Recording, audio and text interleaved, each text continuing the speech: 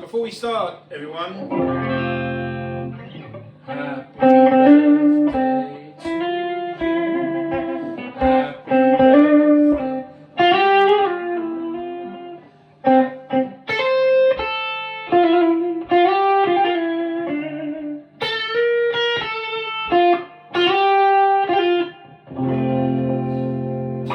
And it's Bob's birthday. Well, it was. Well, yeah. I'm not going to say how old. A couple of weeks ago. I'm not going to say how old you are, Bob, but you made it. I've entered the gates of oblivion. You've made it, so congratulations, my friend. Thank you.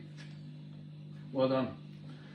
And so let's. Incontinence pants next. Well, All part of the service. Hey, the yoga ball's gone. the yoga ball's just on holiday. I mean, I still do use it, You do use it, yeah. and I still haven't fallen off it.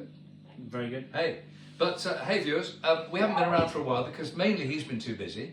I've been celebrating a birthday and stuff like that, but we haven't been very good at.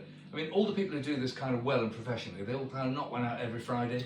But we have promised that we're going to try to keep this up more regularly. Yeah, but we don't often meet that promise. That's the trouble. Yeah, we are going to though. I mean, well, the good news is, however, Once every 2 weeks. But when we do it, I mean, the thing is, however irregularly and infrequently, we do it when we've got something to say, rather than like, oh, I'm fucking hell, it's Friday. What are we going to talk about? Exactly. Right, which I think is better. But you tell us.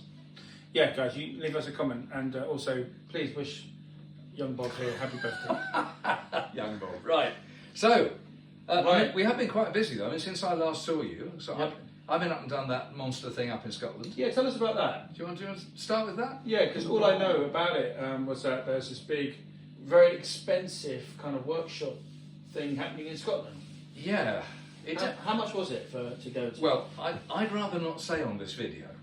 Right. But it was an awful lot of money. Yeah. It was basically held in a very, very swanky hotel on the shore of Loch Lomond. Right. What was it called? It was called Guitar Dreams. Guitar Dreams. You can look it up online. It was, Yeah. I think it was marketed by, Guitar. Right. They were at the centre of it, I think, because Okay. Guitar originated in Scotland. Oh, did So it? there's some form. And Guitar is a guitar store in Camden, isn't it? Well, I mean, it's a chain. It's a chain, right? And it's a big chain of very smart shops Right. with an unfeasible amount of expensive gear on the walls. Yeah. You know, I mean... Yeah, I know I saw they had the Pensa, Rudy Pensa guitars. You mean Sir? Sorry, Sue. No, Pensa. Okay. They had the Pensa ones, yeah. Okay. From Rudy's shop in New York. Right. And I thought, wow, that was, they're expensive. You're fingering the mark there. Yeah, what am I fingering That's here? a battle scar. That's a battle scar. That is treasured. When did that? Oh, It picked that up at Crossroads in Dallas. So that's why I found it. Isn't that weird how I found it? Otherwise, I'd be really pissed off that pristine guitar. You saw that I was doing that, didn't you? It's true, I did. Yeah, so okay, that's great. I do the same because Bob actually met Eric Clapton. Yeah, well, they know that. They've been, They know that. been there, They know done that, that. yeah. Anyway, back to Scotland. Right, So, okay. So it was a 5-day event. I think people gathered on the Monday night. Yeah. Tuesday, Wednesday, Thursday, Friday Uh-huh. was the event, and then Saturday people dispersed. It culminated in a big show with all the resident artists performing. But in the We're meantime, talking about Guthrie. well, so we'll get to them in a minute. Yeah. But just the resident artists who were legendary. But there were kind of clinics with them every day, amidst a boat trip around the lake, a visit to a distillery, and all the rest of it.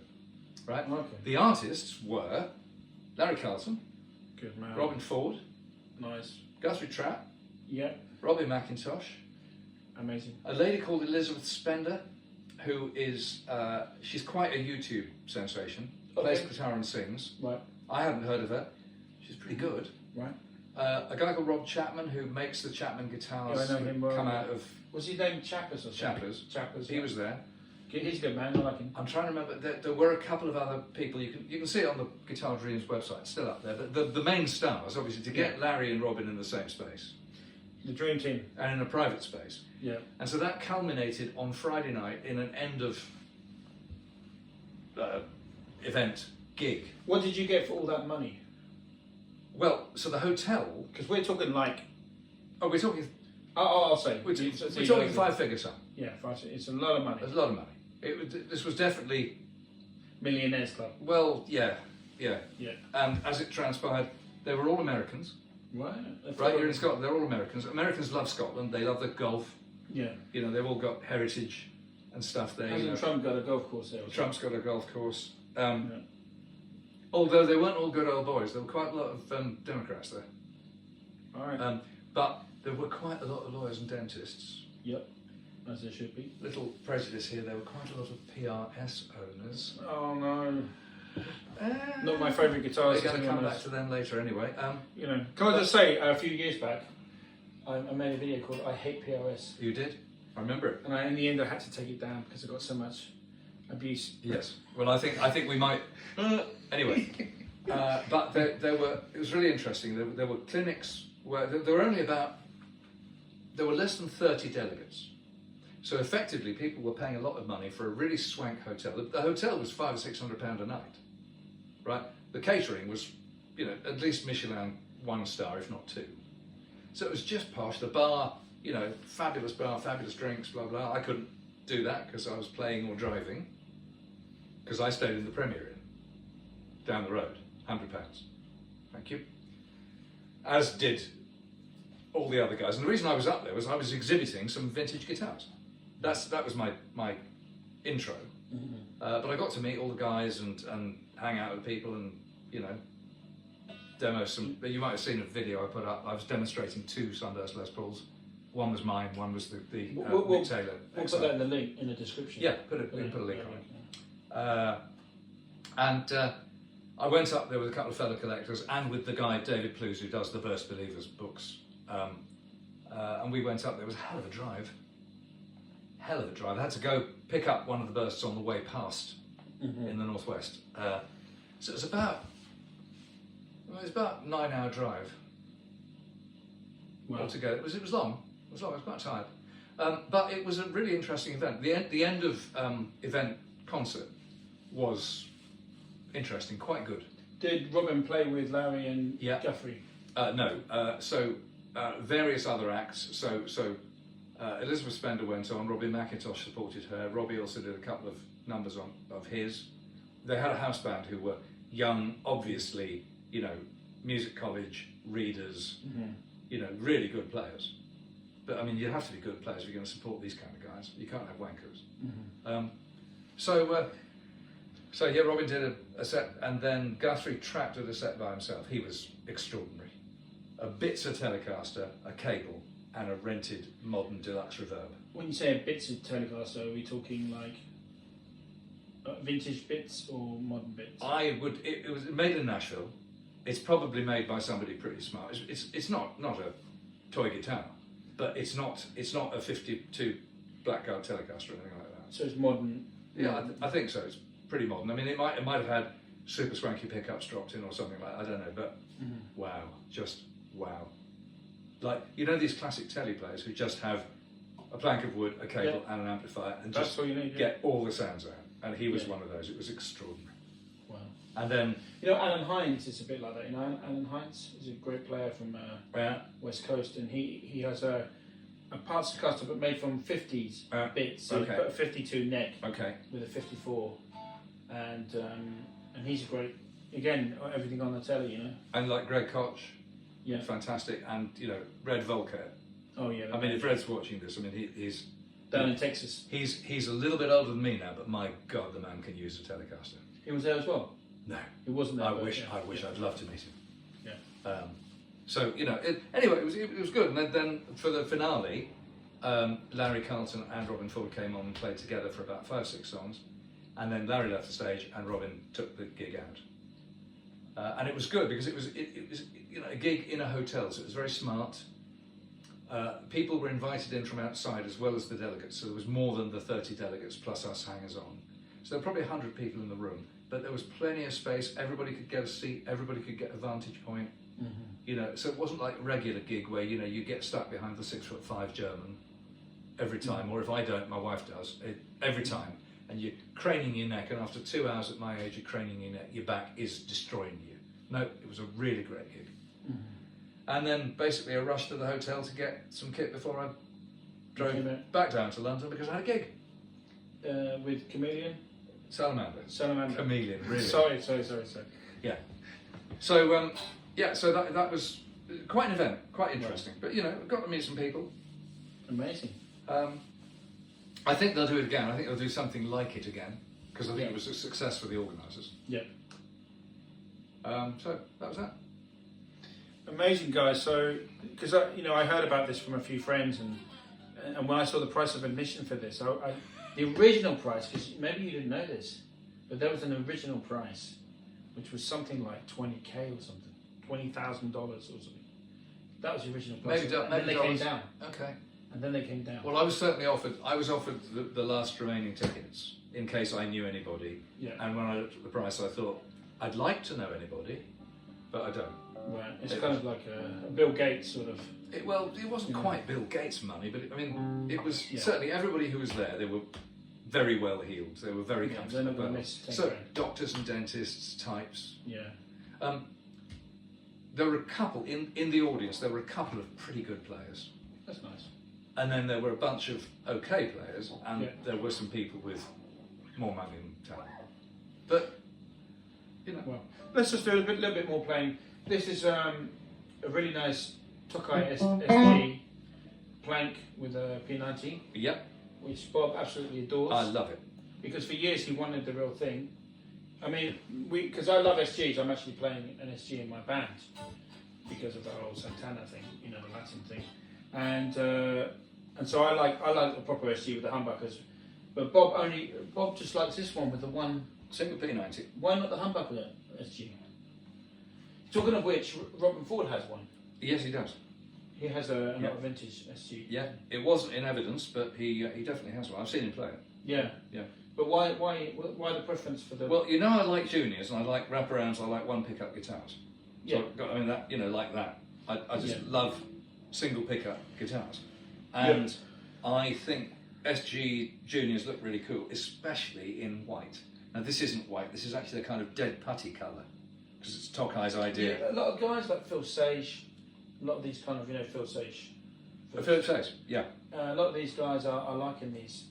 Because he has a vintage one of these. I mean, the other thing is an SG's. It's lovely to handle. It's light. It's smallish. It's just, and the neck on this is big and to die for. I mean, this is a cheap guitar. Yeah. And it's amazing. There you go, guys. You don't need the vintage 20 grand ones, And for me, I'm not a fan of one pickup guitars because of the music I play, and they're not versatile enough really for what I do. However, there is a caveat to that, which is the Firebird one. The Firebird one. And the Firebird one for me gets all the tones. You can roll, if you need a neck, you can just roll that tone down. This still has the Alan Darby mark on it. That's his own mark and number 3 on the tone control because he used to play this. Yeah. He played this at Crossroads, and not live. He played this in rehearsals, but he has the tone taken back to 3, which is too much for me. I keep it at about 7. But Alan Darby, of course, late great session guitarist. Rest in peace, my dear friend and mentor. Yeah. Yeah, for Eric Clapton and Bonnie Raitt. Many people. Yeah. So remember that for my money, the best single piece of modern electric blues guitar playing is Eric Clapton live with Cream in Dallas on a Firebird one. It is. I've never found anything to touch it.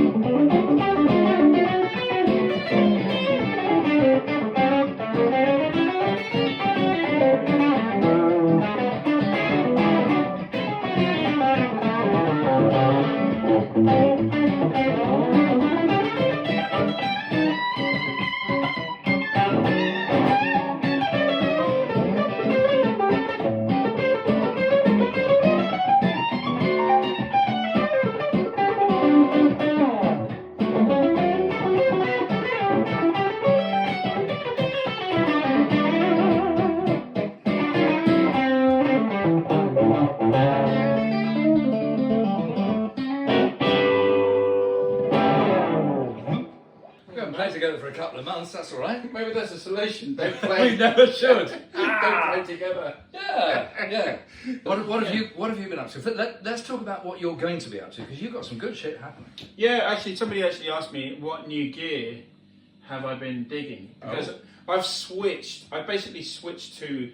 I was doing a lot of African music, living in Morocco, going to Mali, Senegal, and now I've switched to going back to my roots because my father's from Argentina. Grew up listening to Latin music in the house, and then traveling to Cuba. I've got a house out there now, and then just learning Cuban music and cumbia from Peru, playing with the Peruvian musicians here in England. And gear-wise, to play that music, I'm really looking at vintage 60s. Rootsy stuff. Yeah, like vintage 60s Japanese guitars, right? Which is the Gaia tone. Yeah. And Gaia tone pickups. So, they say gold foils, definitely gold foil and all that sort of stuff. Yeah. And then what I'm really getting into now, and I'm going to tell you because people are saying, am I into any new gear? So the new gear that I'm into, there's two things I'll tell you now, is K guitars and harmony guitars from America, and the catalogue guitars from the 50s and 60s. I think, we were speaking to Tony, weren't we? Tony Barrington. Tony Barrington, great, who looks after Noel Gallagher's guitars of Oasis fame. And he was saying that they're going up in price and they're really good investments. So harmony, all those, they're really good for playing Cuban and Latin guitar. Yeah. But at the same time, Carlos Santana from Tijuana played an SG. He played Les Pauls, he played SGs, and he played the Les Paul Special, yeah. So that's my favourite Santana sound by a mile. Yeah. So I'm trying to do a bit of an SG thing, but as well have the Gaia tone. But also, on the side, you've got your blues project. Oh, yeah. Okay. So that's cool. For which you're actually creating a replica Marshall amplifier. Yeah. That's going to be your cornerstone. Yeah. Well, I'm actually going to spend a bit of time in Cuba now, but when I come back from Cuba, we'll do a video where we put your 58 through the Marshall replica in this room. Right. Okay. And the Marshall replica is special because I've got another trio called the Ramon Goose British Blues Explosion. Because there was a band called John Spencer Blues Explosion, but he's finished. Yeah. So the name's free. But also the other thing is it wasn't what his music wasn't what you expected. No. It was distinctly Alton punk. It wasn't really blues. It was amazing, but not exactly. It was really good. Yeah. Yeah. But it was about as blues as the Jesus and Mary chain. Yes, which are also very fun. And who played 3/3/0s with all that feedback. Exactly. And Sinead Fuzzes. But anyway, so this replica Marshall, built in Blackburn, it's a British made thing, and it's made with all the original parts, the radio spares transformers, which go for like 1,500 quid on eBay. Well, it took you months to find everything. Took me a long time. The power transformer, the output transformer, all original, all the caps, all the resistors, all original. And is it near completion now? It's finished. It's done. But when I come back from Cuba, that's when we're going to hit it. Okay. So I've got GEC valves, Mullard, and Mullard. The other four tubes are Mullards. So it's the whole deal. Wow. And then we're going to plug it into your 58, and we're going to see. Well, I'm really looking forward to that because I've been on record as saying this already. I have never managed to get a sound out of a Marshall. I just can't do it. So I need some help and some instruction, and I probably need quite a good Marshall as well. At one point, a young friend of mine worked for Marshall, and there was this plan for me to pop up there one night, after hours. Basically, have free reign of their collection, but most importantly, like curated. In other words, so plug into that. Now, this is what you do with it. Right. Because I've never managed to work a Marshall. I mean, I think maybe it's also to do with the right Marshall and with the right components, the right transformers, the right valves. Because I don't know if you can see this. Those are GECs. They're KT66s or 88s. These are 88s. They're 88s. But my amp has 66. But they're the same company. So you're going to be. And they're expensive and they're rare. Yeah, you're going to be liking this tone. Brilliant. Because this is different from your normal. Yeah. Your normal Marshall. I can't wait. So that's and the trio that I'm doing. We're going to be playing, all the classics, John Mayall, Blues Breakers, P. Green, Eric Clapton, all that kind of stuff. Maybe a couple of Mick Taylor songs. It's called the British Blues Explosion. That's the name of the band. So that's what it is. Are you going to try and do the Supernatural? Of course. Are you? 100%. That's a I might have to use the. But Fernando's sustainer. Yes. Because that, my God, I mean, I'd love to see you do that because that's going to be a handful. That's sustain. I mean, Carlos Santana liked that sound so much he named an album after it. Yeah. You know what I mean? Yeah, absolutely. But here's the deal, Bob. So I've got one band called the British Blues Explosion and the other band's called the Compadres. So if you're into Santana and more vintage Cuban sounds, the Compadres. Latin feel. And so really, the only other gear thing I can talk about really is, which is you can easily find, not so cheap anymore, but the Hughes and Kettner Rotisphere. Yeah. I'm just loving that pedal so much. Jeff Beck loved it. Really? That was his choice of rotary. Yeah. Boss have just introduced a new one of their little, standard Boss sized enclosure. Yeah. That one. It's got a rotating lamp on it, and it's their rotary. Wow. And I mean, okay, it's early days, so there's a lot of hype and all the rest of it, but the reviews are good. Yeah, because I mean, the thing about the Rotisphere is it's massive. It's a chunky boy. And is it mains or is it? Yeah, it's mains. Oh, so it really is. It's a full headache. Yeah, but you know what, Bob? It just sounds. There's just something about it. Well, if you've got a pro rig, it's okay. But if you're like me, playing in cupboards. Right, well, I need a battery-powered rig I can pick up with one finger. Yeah, takes up no space. I can't afford to have. I had a friend talk to the Hughes and Kettner guy at NAMM in America recently, and apparently this guy said two things. He said we can't make the older ones because we run out of components. But secondly, I think he's going to do a new Hughes and Kettner amp with that circuitry built into it. Oh, really? Yeah. So you press a button and you get the Rotisphere. Because for a long time, and it's several years ago, before we met actually, but I used to have a pair of Hughes and Kettner combos. They're called switchblades. Yeah, I remember. Yeah. And are they kind of like plastic and a blue light? They're certainly blue lights. Yeah, nice. But the reason I bought them was because I was playing a lot in covers bands. Yeah. And they're programmable, and they've got onboard effects. Amazing. So they were a bit like you get lots of amps these days, but they were almost the forerunners of those. Oh, I remember them. So you could switch from a drive sound to a chorus rhythm or whatever. And they were okay. So I ran a pair of them. Yeah. And if you're in any trouble with amps, I mean, paying 2 amps and you always sound amazing. Yeah. So I had a couple of them, and you could work them off the same foot pedal. Yeah. I mean, they do more expensive heads, don't they? Yeah. They're quite expensive, but they're meant to be very good. So they discontinued some years ago. They've got some form, Hughes and Kettner make decent tube stuff. So amongst the modern, mass tube makers, they're up there with the others. Yeah. But the Rotisphere, that's really my gear advice I can give you is old Harmony and K guitars for more of a Cuban Latin rustic sound. But you've also got the opposite taste to me. I mean, my entire, when I'm putting gear together, particularly on my board, I'm trying to get the thing as light and as tiny as possible, and I really have succeeded. Whereas you like effects that the size of cereal packets. Well, I just don't. It is what it is. Your reverb is. And is it? No, there's a delay Echo Nugget, the big gold one. The big gold one. The delay. And then what's the black box that's almost as big? The black box. I think that is it. Well, you got Rotisphere. That one. I can't remember. You like big effects. Oh no, yeah. Then I've got the reverb, the massive reverb ammo can. That's it. Yeah, big. Yeah. I mean, I just go for what sounds the best. The only guy I've seen who really went to town, with his floorboard like that, the guy in Rival Sons, whose name I've forgotten. But Jeff Beck had a big board. Well, I've seen him play with big and small. Right. And when I saw him at the Dallas thing, he had a medium-sized board. He probably had 8 effects on it. My friend James Oliver, who's a great rockabilly telly guy. Yeah. You've met him. He's a fantastic player. And we kind of know him. And he's the hardest working guitarist. He does 1,000 gigs a month. He doesn't sleep. He does more gigs in 1 month than Sting's done in his whole life. And me. He'll do a gig in the morning, and then a gig at midday, and then he'll be off. Do you remember at the show? He did a gig there, and he goes, "Well, I've got to go now. I'm doing a gig tonight." Unbelievable. So anyway, he was at a gig, and he'll agree with me. And there was several other people there. Eric Clapton was in the audience, and it was Rykuda at the Cadogan Hall in London. And everyone that was at that gig said, "This is the best gig for tone, for guitar tone, we've ever been to." And the guitar tone of Rykuda was like magical. It was amazing. So anyway, I did a bit of research, and I thought, what's he using? And I kind of had a few things of his rig because I was a big Rykuda fan. And you can, James Oliver will back me up on this.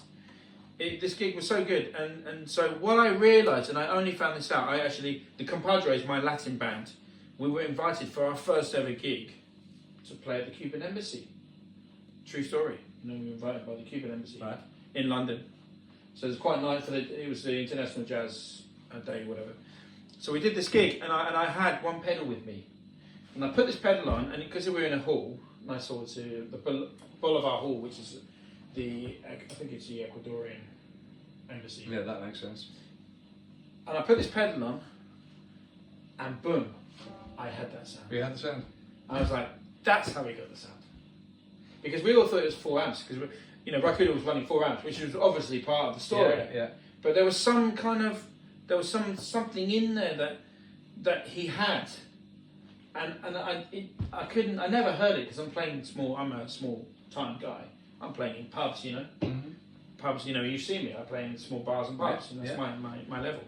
But this was a nice big hall, and I put this pedal on, and it was like, oh my god! So that's how he got it. And it was a Quicksilver delay pedal. Ah, yes, which I've seen you use. So that's a medium size. By your standards, that's quite small. Yeah, and that was a secret. And so I've been using that recently with the kind of settings that I think Rakuda had. And even now in small bars, it's like boom, and there's a tone. And these settings, are they more sort of like slap thickening sound? No, ambient. Ambient. Okay. So I'm not even using reverb. I'm using this pedal like a reverb pedal. That's good. That's nice. And it's like that's the sound. I mean, you can get certain sounds out of a delay pedal that actually mean, hey, I can leave the reverb alone.